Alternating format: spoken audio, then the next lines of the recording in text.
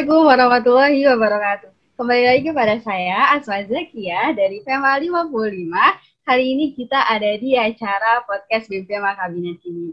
Nah, mungkin yang dulu sebelumnya SMP, SMA itu kita ada guru yang membimbing kita step by step-nya. Beda dengan perkuliahan kali ini yang kita lebih condong untuk lebih mandiri lagi. Apa-apa untuk belajar lebih sendiri dan memanage waktu yang pastinya. Nah, kita sudah kedatangan narasumber-narasumber hebat yang keren-keren banget dari perwakilan FEMA 54, 55, dan 56.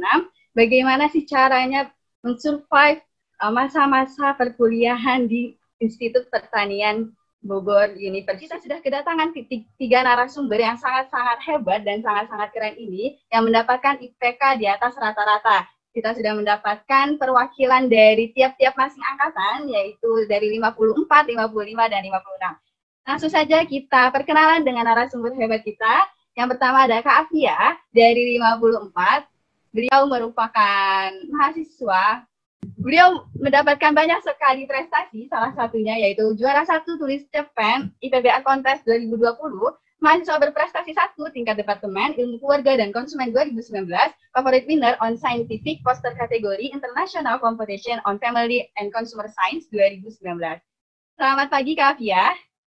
Halo pagi Asma, pagi yang lainnya. Oke, selanjutnya kita kedatangan dari perwakilan 55, ada Tia. Nah, Tia ini merupakan kembang desa tahun 2020 sampai sekarang, Koran Kampus 2018 sampai sekarang, dan Traffic Hero IPB 2018 itu merupakan organisasi-organisasi yang ditempuh oleh Tia, dan prestasinya merupakan Best Inovasi Konseptual National Innovation Summit 2019 dan Volunteer Award Bogor 2020. Selanjutnya, apa kabar Tia? Sehat? Iya, sehat. Oke, terima kasih Tia. Selanjutnya kita kedatangan dari narasumber yang terakhir, yaitu perwakilan dari 56, ada Erika Mutiara Fatimah. Beliau merupakan IPK terbaik SKPM 56 2019-2020 dan juara 3 Public Speaking Competition Hipotesa FEM IPB 2020 serta delegasi International Youth Leader Exchange Malaysia 2020. Wow, kita kedatangan narasumber yang sangat-sangat hebat dan keren ini ya. Oke, tadi sudah dibacakan CV-CV yang keren-keren banget dari 3 narasumber kita. Nah, selanjutnya kita lanjut aja ke sesi sharing-sharing singkat mengenai bagaimana sih caranya mendapatkan IP tertinggi atau IP di atas rata-rata lah ya di FEMA ini. Nah, apalagi yang sudah kita ketahui, perkuliahan ini beda banget sama masa-masa sebelumnya. Dan pasti banyak banget rintangan-rintangan nih. Ada organisasi atau mungkin juga bisnis dan lain sebagainya. Nah, aku mau nanya nih sama Kak Afia. Kak Afia pernah gak sih nyangka sebelumnya kalau misalkan bakal diundang di acara podcast BMFEMA hari ini? Aku pas awal kayak kaget juga sih, ini apa tiba-tiba, Assalamualaikum Kak Afia, apakah bersedia? Oh keren juga, BMFEMA ngadain podcast kayak gini, keren-keren. Misalkan dari Tia sendiri gimana nih Tia? Iya sih, Tia juga sama, kaget gitu tiba-tiba diajak ikutan podcast ini. Kayak, wah gitu ngerasanya. Wah. Wow banget gitu ya. Oke, terima kasih Tia. Kalau dari Erika mungkin ada yang perasaan lainnya gitu? Aku gak nyangka sama sekali, karena aku kan angkatan 56 ya, jadi kayak, oh my god, aku belum apa-apa dibanding sama kakak yang lain. Tiba-tiba diundang ke podcast BMFEMA. Keren banget. Menurut Kak Afia, pasti arti IPK, dan Kak Afia pernah gak sih nyangka kalau misalkan bakal dapet IPK tertinggi? Sebelumnya aku mau konfirmasi dulu, kalau tertinggi di departemen aku itu bukan aku ya, tapi emang ada di atas rata-rata lah. Jadi menurut aku IPK itu sendiri penting, tapi IPK bukan segalanya. Menurut aku IPK itu lebih ke tentang tanggung jawab kita kepada kompetensi yang harusnya kita capai selama kuliah gitu. Oke, berarti IPK itu bukan segalanya, tapi tetap patut kita perjuangkan gitu ya Kak Afia. Terima kasih Kak Afia. Kalau misalkan dari Erika sendiri gimana nih arti IPK menurut Erika? IPK menurut aku itu menggambarkan komitmen ya, karena kita kan niatnya kuliah itu kita niatnya kuliah itu kan untuk belajar, jadi kita harus menyeimbangkan gitu, walaupun ada kegiatan-kegiatan di luar, tetap IPK yang harus paling utama diperjuangkan. Apalagi pertanggungjawaban juga kepada orang tua sih menurut aku IPK itu. Karena orang tua kan ngelihat kualitas kita belajar itu dari IPK. Seperti itu, Kak. Iya, jadi IPK itu komitmen ya dan tanggung jawab dari orang tua juga kita di kuliah ini kan untuk belajar akademik. Jadi jangan disepelekan juga. Oke, terima kasih Erika, jawabannya sangat menarik sekali. Berikutnya kalau dari Tia sendiri, gimana sih arti IPK? Segalanya, bukan segalanya, tapi patut kita perjuangkan gitu, karena kita sendiri niatnya kuliah kan memang untuk mencari ilmu. Nah, ilmu itu bisa dilihat dari tingkat IPK kita gitu, ilmu yang kita serap itu bisa digambarkan dari IPK itu. Jadi ya emang patut diperjuangkan. Nah, Kak Afia nih, kan Kak Afia aktivis lah ya di organisasi, sudah keren banget pengalaman-pengalamannya, dan ditambah lagi ada keluarga juga, terus mungkin amanah-amanah lainnya. Gimana sih menurut Kak Afia cara membagi waktu Kak Afia dengan akademik, keluarga, organisasi, dan lainnya? Jujur aku sendiri juga masih belajar untuk bagi waktu itu, tapi sebenarnya aku benar-benar time managementnya baru berjalan kalau misalnya lagi hektik-hektiknya gitu. Jadi ketika kalau lagi santai-santai kan kita kayak ya udahlah ngerjainnya seenaknya kita aja gitu. Tapi ketika udah mulai sibuk tuh udah mulai pusing, jadi benar-benar harus dijadwalin. Misalkan hari ini tuh aku mau nge-accomplish apa aja sih, hari ini aku harus nyelesain apa aja, terus berapa jam yang aku butuhkan untuk menyelesaikan itu, gitu sih aku tiap harinya. Oke, terima kasih Kak Fia atas jawabannya. Jadi manage waktu sebaik mungkin, dan mungkin ada beberapa tips juga dari aku pribadi. Kalau misalkan manage waktu itu ada dari 3 faktor nih. Yang pertama itu urgensi mana yang paling penting. Yang kedua itu prioritas, mana yang prioritas teman-teman. Dan yang ketiga itu deadline, mana yang waktunya lebih dekat. Nah, itu diurutkan dan coba disusun mana step by step yang bisa kita jalankan. Kan Erika baru masuk nih di FEMA, baru bergabung bersama kita semua. Gimana sih rasa kultur shock-nya di FEMA, terkhusus semester 3 ini yang baru masuk? Nah, apa sih tantangan terbesar dalam kuliah dan bagaimana cara mengatasinya?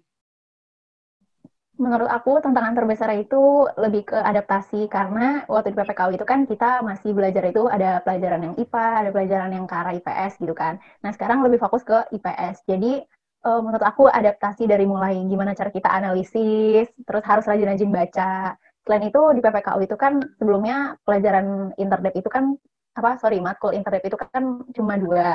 Nah sekarang matkul-matkul itu dipelajarinya tuh semuanya, dan semuanya ada praktikumnya, dan semuanya ada tugasnya. Jadi itu harus pinter-pinter manajemen waktu, karena di semester 3 itu ada godaan-godaan organisasi juga kan, kayak masuk intro atau ikut BEM FEMA gitu. Jadi harus pinter-pinter bagi waktunya juga sih. Oke, terima kasih Erika. Nah, Tia nih, mau tahu dong perjuangan Tia sudah sampai di titik ini yang sangat luar biasa, dan bagaimana dan siapa saja orang yang berperan dalam setiap keberhasilan Tia? Ya menurut aku sih nikmatin aja semua perjuangan itu, nanti juga hasilnya bakalan ngikutin gitu, hasil nggak bakalan ngehianatin usaha. Walaupun misalnya kadang udah usaha keras tapi hasilnya nggak sesuai dengan harapan, tapi tetap percaya kalau dari balik semua proses itu pasti kita ada investasi buat kedepannya gitu, buat menjadi lebih baik lagi kayak gitu.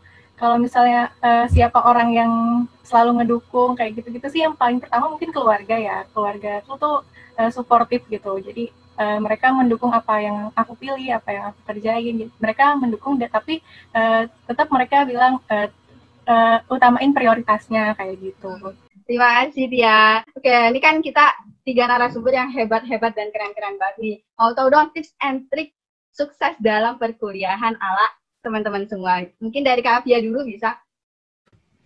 Sukses ya, menurut aku kan sukses itu subjektif ya, hal yang subjektif. Jadi ketika kita udah berhasil segimanapun, kalau menurut kita belum sukses ya belum gitu. Tapi di sini berarti kita harus tentuin dulu sukses menurut kamu itu apa sih? Sukses menurut Asma, menurut Tia, menurut Erika itu apa sih gitu kan.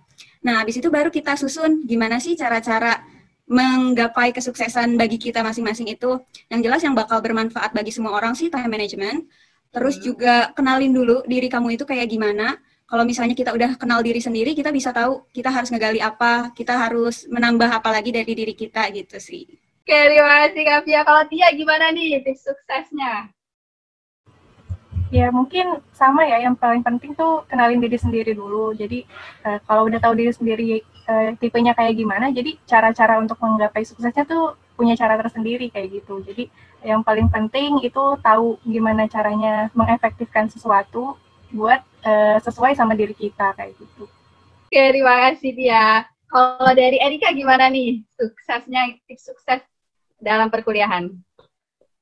Sukses itu benar kata Kavia, sukses itu relatif. Jadi kalau aku mungkin pertama kali kita harus tetapkan dulu targetnya apa ya, karena kita nanti bingung sendiri nih arahnya mau kemana kalau kita nggak menetapkan target dulu di awal.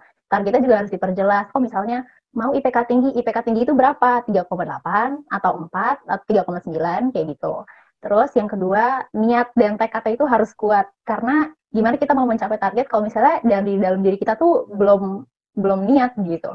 Terus berikutnya adalah jangan takut untuk mencoba sih kalau dari aku, karena apalagi kalau aku kan mungkin masih angkatan 56 ya dibandingin sama kakak-kakak yang pasti udah banyak banget achievement-nya. Nah, untuk angkatan 56 tersendiri jangan takut untuk mencoba, karena di perkuliahan tuh banyak banget kesempatan-kesempatan yang terbuka gitu. Apalagi tadi sama kakak-kakak udah disinggung juga, kenali diri sendiri, jadi kita tahu nih kelebihan dan kekurangan kita dan potensi kita mau dikembangkannya seperti apa melalui kesempatan-kesempatan yang tersedia di dunia perkuliahan. Seperti itu, Kak. Oke, terima kasih Erika, jawaban-jawaban yang sangat-sangat bagus banget nih dari ketiga narasumber kita. Tak terasa kita sudah sampai di titik ini, sudah di penghujung acara. Nah, mau nanya nih ke teman-teman semua, berikutnya bakal ada first question. Aku bakal menanyakan satu pertanyaan yang teman-teman semua bisa jawab dengan cepat pada saat hitungan ketiga. Dan dipilih salah satu aja ya, gak usah dua-duanya. Oke, siap. Mungkin bisa di-unmute dulu supaya kita serentak. Oke. Satu pertanyaan doang kok. Oke. Menurut teman-teman semua, pilih kuliah offline atau online? 1, 2, 3. Ya, udah kejawab. Online. Offline. Oh, ya, offline. Nah, kenapa tuh Kavia milih offline? Kalau offline tuh lebih suasana kuliahnya tuh lebih enak aja. Kayak kita kalau capek sedikit bisa melipir ke Sapta kan, ke Stevia gitu. Kalau di rumah ya di situ-situ lagi gitu. Kalau misalnya offline enak aja sih. Ketemu teman-teman juga, ketemu dosen secara langsung itu lebih efektif menurut aku. Oke, terima kasih kepada ketiga narasumber kita yang sudah menjelaskan sharing-sharing sedikit mengenai pengalaman mereka mendapatkan IPK di atas rata-rata. Terakhir, mungkin closing statement dari masing-masing narasumber, bisa dimulai dari Erika terlebih dahulu, silahkan. Dalam menghadapi kuliah ini, teman-teman harus memantapkan niat, kalau kita itu harus, kalau aku sih, harus mencapai sesuatu, harus menetapkan target, misalnya dalam 1 tahun ini apa yang mau aku capai, atau dalam 1 bulan ini apa yang harus aku capai. Mungkin ya tadi, balik lagi, jangan takut untuk mencoba, walau online ataupun offline itu pasti ada kesempatan-kesempatan yang terbuka, jadi jangan takut untuk mencoba. Sebenarnya kan kita kuliah itu udah merupakan suatu kesempatan yang luar biasa ya, karena nggak semua orang bisa kuliah kayak kita. Jadi sebisa mungkin kita maksimalin kesempatan yang udah kita dapat itu dengan melakukan sesuatu yang memberikan kebaikan juga gitu buat kita. Capai target-target, dan jangan lupa juga tetap berdoa kepada Tuhan sama bermanfaat bagi sesama. Terima kasih kepada 3 narasumber hebat kita yang sudah menemani kita selama kurang lebih 12 menit. Selanjutnya kita akan say goodbye kepada kakak-kakak dan teman-teman semua. Semoga bermanfaat podcast kali ini dan sampai jumpa di podcast selanjutnya. Saya Asma Zakia dari Kawal 55 pamit undur diri. Wassalamualaikum warahmatullahi wabarakatuh.